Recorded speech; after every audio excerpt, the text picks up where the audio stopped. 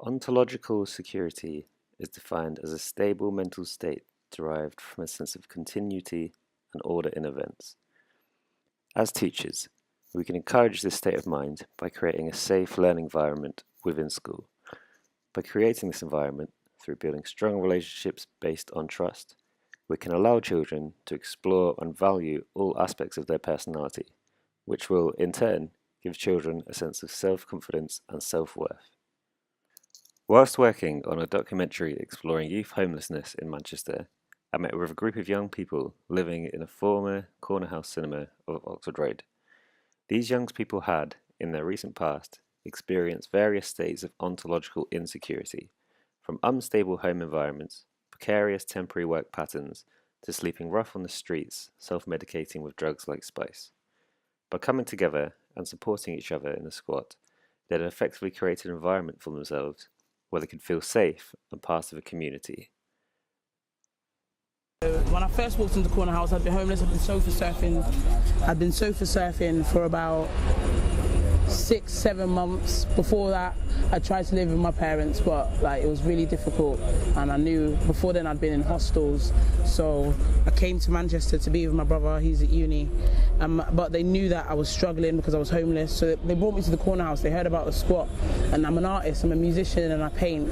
And when I came in here, what I saw homeless people who have been shunned by society, coming together, painting, creating workshops and projects so they could educate themselves and each other.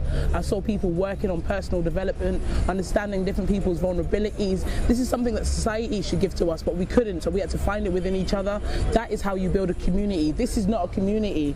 This is division and separation. What we have here is communities that will expand and grow the way that it was originally intended.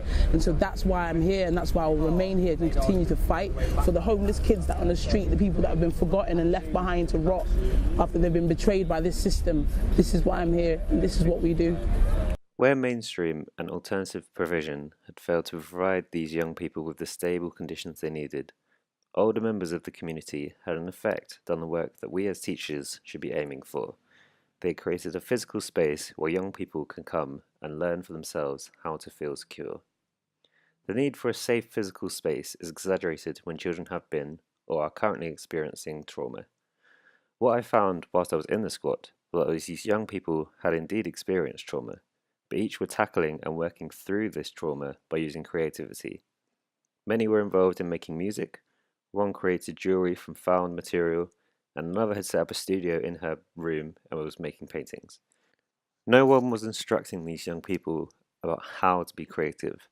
All the older members of the community had done was created a physical space and supported the young people through encouragement.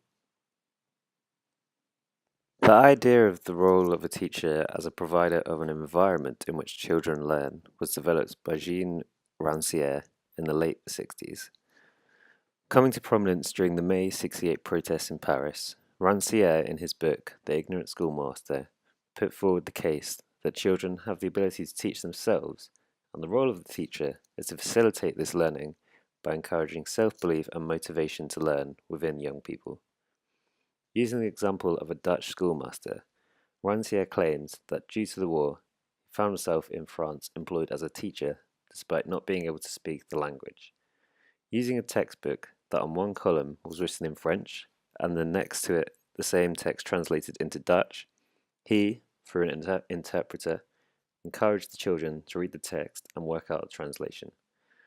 After a few weeks, he then instructed the children to write their own text in Dutch and was amazed to discover that the children had effectively taught themselves how to write fluently in a new language. Rancière then points out that everyone has already gone through this process in their lives once before, when they learnt their mother tongue. When children are speaking, they are not taught how to speak through explanation their teacher has passed down. Rather, they pick up and develop language through being in an environment where that language is spoken. But yeah, Josh is an excellent little cook. There's quite a few cooks here.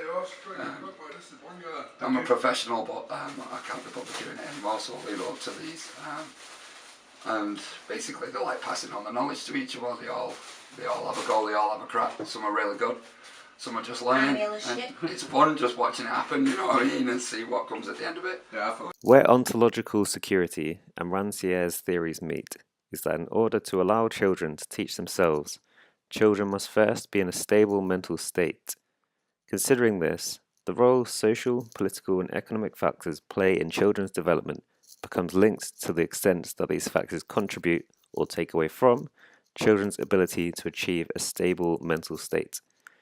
Due to systematic governmental funding cuts to welfare programs, schools, and youth groups, children from disenfranchised areas are far more likely to experience ontological insecurity.